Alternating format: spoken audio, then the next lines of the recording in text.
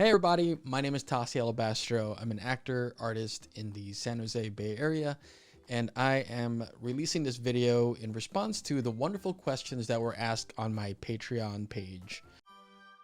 All right, this question is from Anonymous, and the question is, how would you stack rank all your different forms of artistic expression? What a great question. What an amazing question, actually, because I've thought about this quite often. And to be perfectly honest, I don't know. I don't necessarily know if I have a hardcore ranking system, or well, maybe I do. Actually, I lie. Maybe I lie. I would say at the very top is probably acting as a form of expression. Do I get to do it often? Not particularly. Not in the way that I can engage 100% all the time, but brings me to my next point in that I suppose I don't really keep it as a stack. If you were to think of it as like a cycle, I definitely feel like I go through those different cycles if I cannot engage in any one particular for any period of time, So I guess I forget what I was reading exactly, but they were saying that it is adjacent artistic mastery. And that really resonated with me. I'll have to look it up where I had read that. But basically, if you were to take like acting, well, I'll speak for myself. It goes from acting to photography to graphic arts to visual arts, and to some extent live streaming video game content on Twitch or in general. The last part I don't get to do as often, I think, because of that burnout that I felt from 2020 to 2022.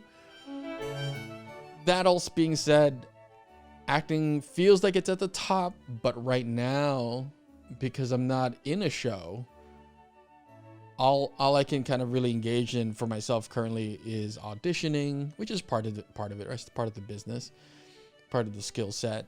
Auditioning, facilitating workshops with participants who want to grow their imagination and creativity through storytelling and performing arts.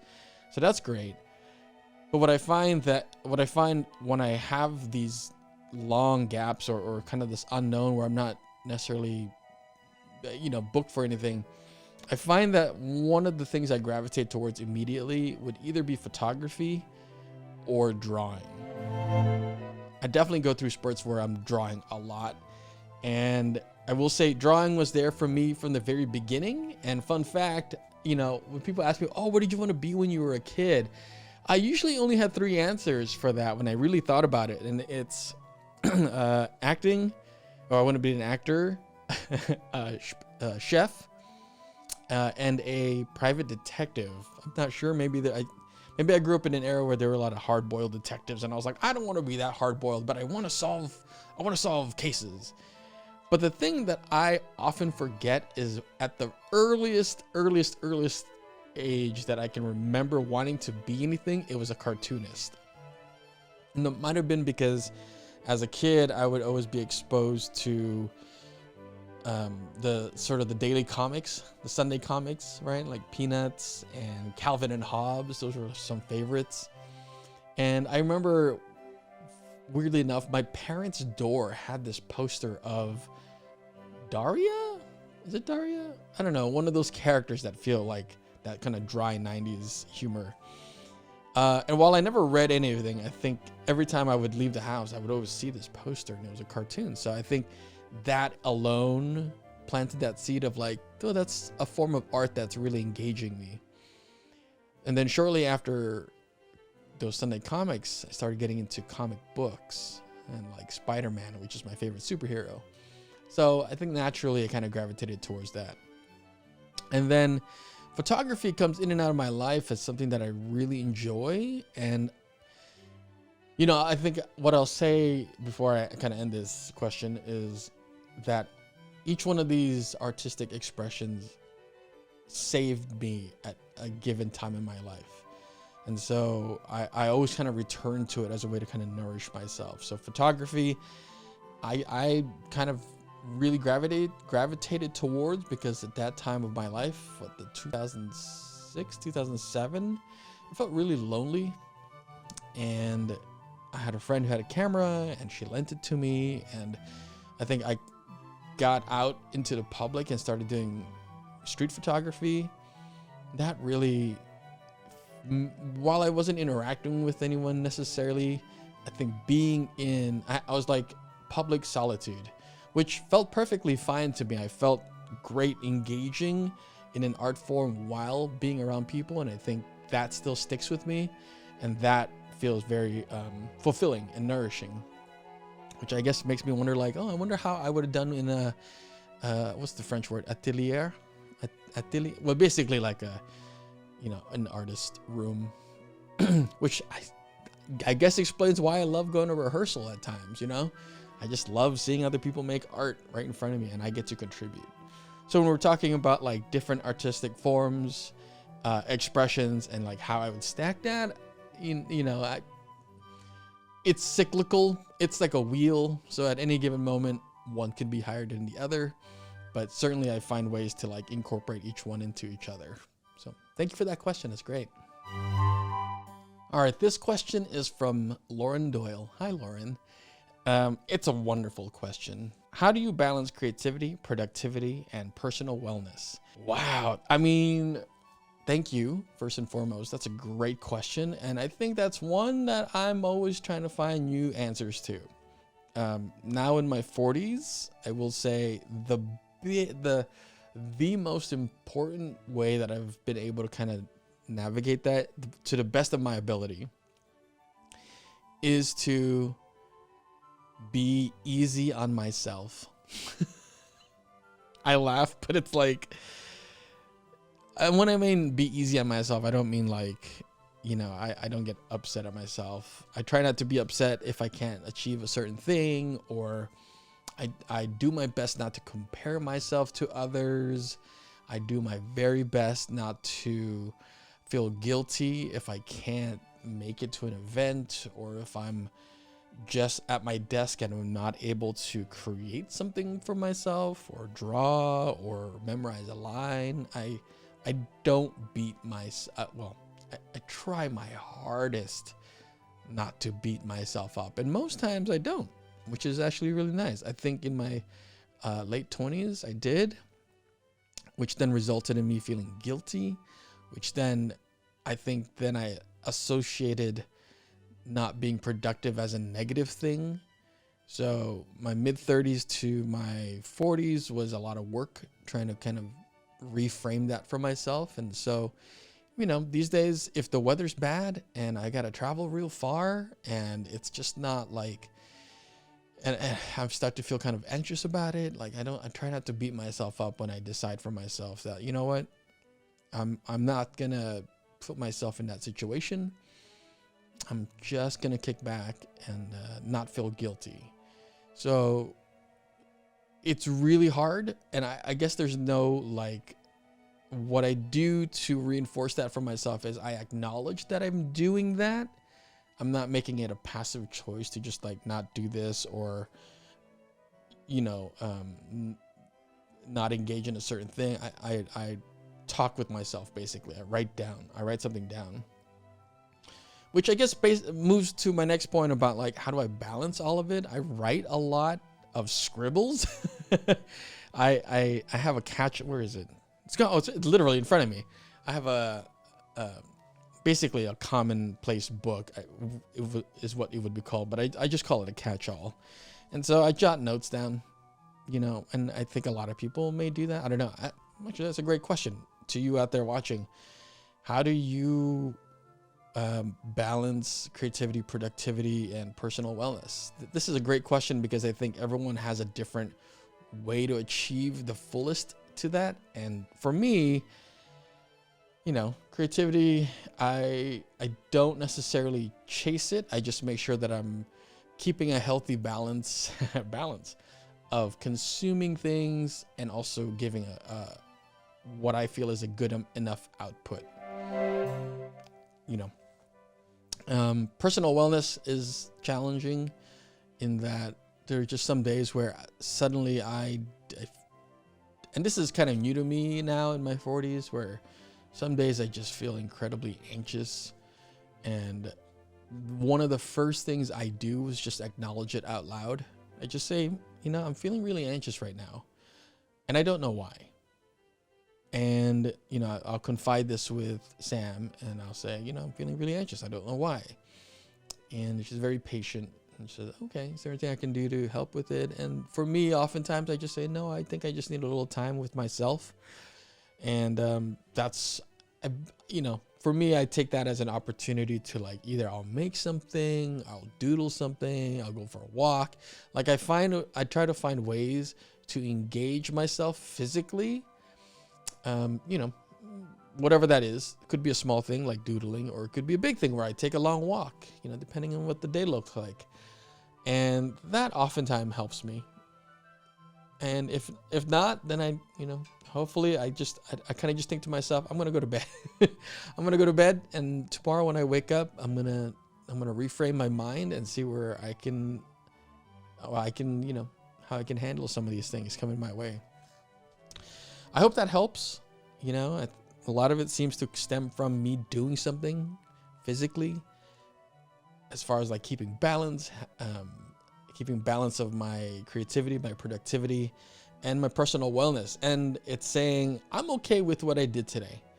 I'm all right. I'm good. I'm good with what my output was today. And I don't try to hold myself to any higher, like, oh no, I gotta like do 30 hours today, 30 hours in a 24-hour day. That's how much I gotta be thinking and doing this one thing. No, maybe that was a time in my life where that was possible, but nowadays I'm a little more cognizant of, like, rest is just as important as doing things, and it's on the same level, right? When you think about like working out, you need that rest day to let your body grow, and to let your brain rest, and to recuperate. And sometimes I have weeks where I'm doing more resting than I'm not than otherwise, and that's helpful too.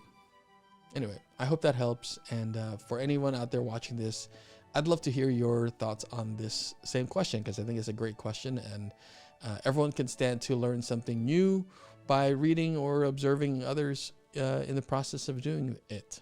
One of the things that I value as an artist is being able to share skills. And I think that really came from a place where I didn't have that growing up. And so now as an adult, while my brain is sometimes a little scattered, having questions asked of me allows me a chance to kind of share some of the, I guess, hard-earned wisdom / skills that I've picked up along the way. And I hope that through this Q&A that someone out there, a younger version of me, or someone who's searching or navigating through their path as an artist, will find this and find something useful from it. This question comes from one of my pals, Josh, and it's a great question and makes me laugh. What's your favorite form of art making and why? Part of me wanted to joke and be like, I don't like decorating cakes. That's my favorite. But no, you know what? Funnily enough, when I saw this question, I thought to myself, oh, I guess the easy answer, and maybe not the true answer, would be like theater, right? Theater making, or performing on stage, or anything to that degree. But to be honest with you, it's not. It is not theater as my favorite form of art making. And it's not that it's not up there. Is this what it feels like when you say, like, I have a favorite kid, or I don't have a favorite kid? The reason I don't feel that it's not theater, or more importantly, what is drawing, doodling, painting, maybe to a lesser degree painting, but definitely drawing. And what's wonderful about this question, that it does tie in with some of the other questions that were asked about, like, hierarchy or stacking, I guess, to pull a word out of the other questions, of artistic expressions. And there's just something about drawing that's, well, I mean, I don't know. Maybe it's because it's just part of who we are as humans to express creativity in that way. Not to get too philosophical about it, but it is the one art that has always been a part of me and has always been accessible to me, right? I can doodle on a receipt. I can draw on the, the back of a book. I often sketch in my scripts when I'm in rehearsal, just as I'm listening, or if I'm like conceptualizing ideas for things, I'm like sketching them or making them very visual for myself. And so this question of like, what's my favorite form? It's got to be drawing. It's got to be drawing. And I had an answer for a different question, which is basically that each art form that has found me at a time where I needed it the most, or has in some way saved me. And not to make this, answer overly long, but when I was in high school, I went to an all boys school. Go Marist Crusaders. Anyway, I went to an all boys school, and my best friend and I at the time, Mark, we used to draw. And we used to draw a lot, and he would make these little cartoon or like comic books or animations, like, you could flip through the different pages, and we would make like action stick figures. And at the time we loved Street Fighter and Mortal Kombat and Tekken. So of course that made its way into those flip pages. But more than that, like I would just draw what I felt represented the people around me. And there was a lot of, I went to an all-boys school, and, of course, there's going to be bullying, right? I guess that happens in every school, but not to get overly specific, but just remember there was a day where one of the, for the sake of the question, the main bullies, or the bigger bullies, I remember him one day overlooking, he walked by me and Mark, and he, like, looked down, and he saw us drawing, and he seemed really impressed with what we were drawing. Pretty sure it was like comic book art, and something clicked. He just watched as like these lines happen. And I guess for me and Mark, I can't speak for Mark, but for me, I'm just gonna keep my head down and like focus on this right in front of me. And it was a form of escape, I guess, and also being recognized and being seen. And that right there, I think, is a very powerful thing. I felt seen doing something that I loved and was like growing in skill with.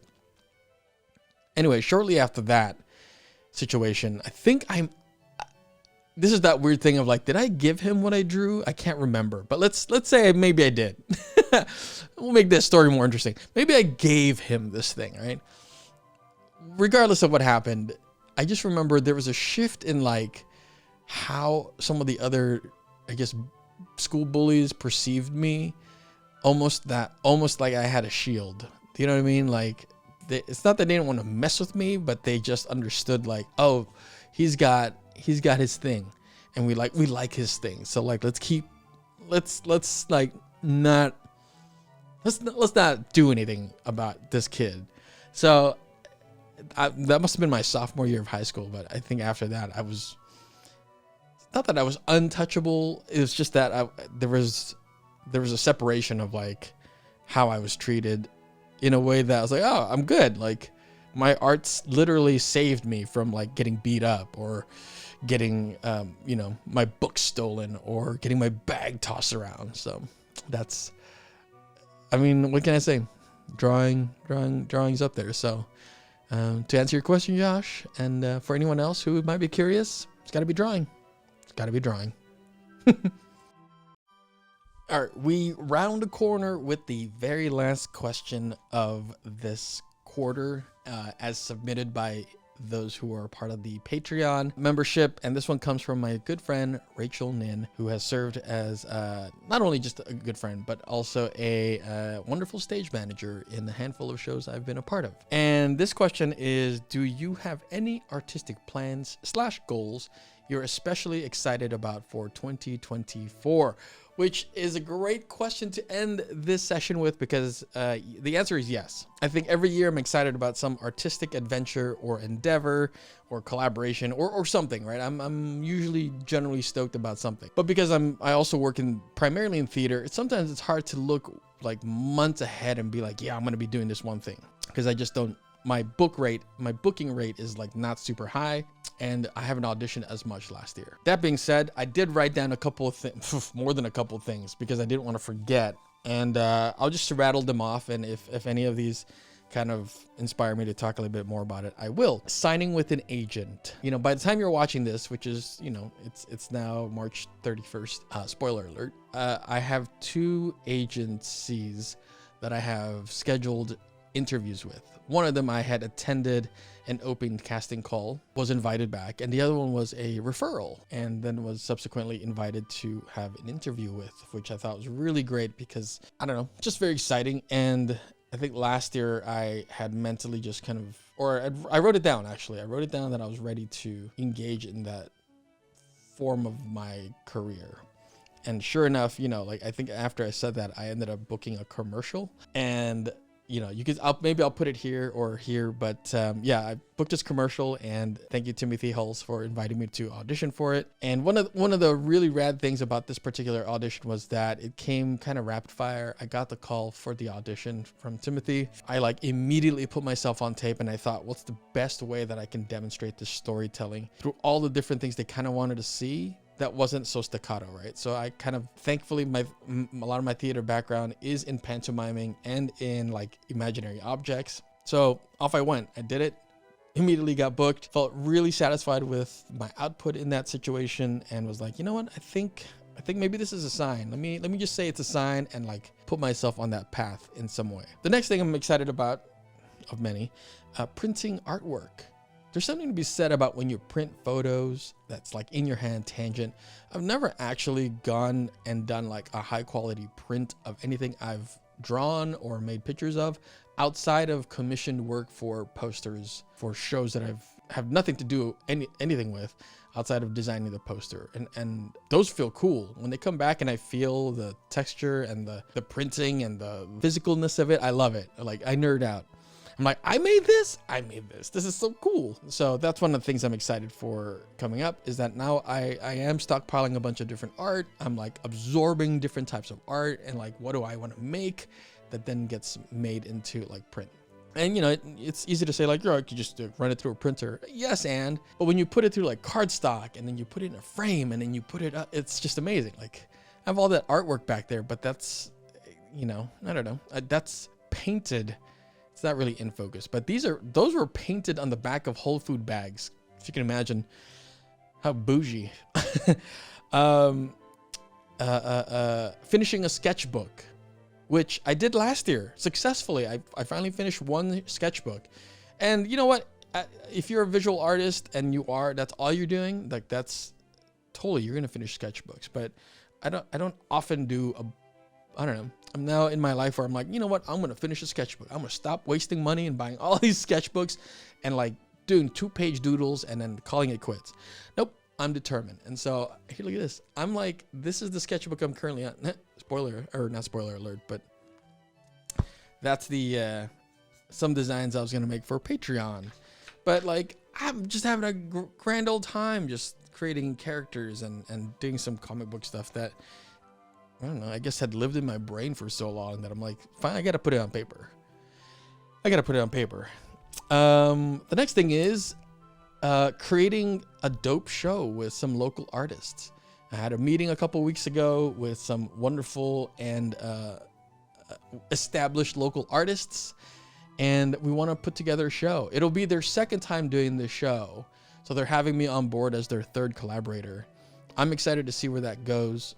I guess I'm bringing some of my theatricality or my theatrical sensibilities to it with, you know, they already have an amazing base show that they've done in the past, and they just want to build on it. So it's kind of where I come in.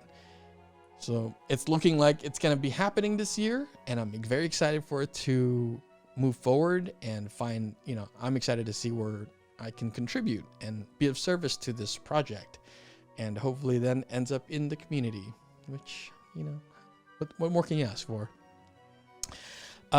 Directing, and I guess this maybe ties in with, the light just went away. Let me just acknowledge that for a second. The next thing would be directing. In the next couple of months, I'm going to be directing a stage reading, which after joining Equity, I felt, weirdly enough, I felt like, oh, this makes sense. I've directed a short film in the past, but now it feels like, you know, I'm ready to kind of tackle this part of the storytelling, where it's kind of the overall. And for me, I want to see what it makes me feel as that part of the collaboration unit, like the directing side of it. Is it something I want to continue and nurture, or is it like, oh, I got it under my system, I got it in my system, and that's I'm good. So that's kind of I'm just playing with those energies right now. And finally, funny, directing, and then now writing. I've written things in the past, but in my brain, I'm like, you know what? I want to write a play, or I want to write a screenplay. Why not? You know, sky's the limit. Paper's the limit. So I'm putting that on my horizon as something I'm very excited for to kind of engage in 2024. I'm sure there are a lot more things, but when I read that question, Rachel, I was like, okay, what are the first few things that pop in my mind without overly thinking about it? And those were it. And of course, you know, at the baseline is continuing to develop skills, right? Musicianship, bought a guitar, keep practicing. Thank you, Rachel. I appreciate that. And for you out there who are, you know, possibly watching this because it's made public. And this goes for all the questions that were asked in this Q1 Patreon question, or I guess AMA, Ask Me Anything. Yes, these questions are asked of me, but I would also love to hear your responses if these questions were asked of you. So feel free to, I don't know, record something, send it to me, or write something, send it to me. If you'd like, let me know if I have permission to share it on social media or in another video. And one last time, a huge thank you to all of my Patreon supporters, of which none of this could be possible because you allow me to have that space and a little bit of freedom to be able to create and just engage in the things that make me whole. Well, that's it for this edition of the quarterly Q&A sessions that I'm starting to build here on Patreon. So if you found this useful, or you found any of the information here something that you want to share with your community or an artist that you know, or even for yourself, please, I encourage you, let's keep the conversation going. Join me on patreon.com/Tasi Alabastro. And if you feel inclined to throw a couple bucks my way, you're also welcome to do that. No pressure, but I want to invite you, and I want to help, you know, foster other artists and even you, your artistic visions and everything that you want to achieve as an artist. See you next time.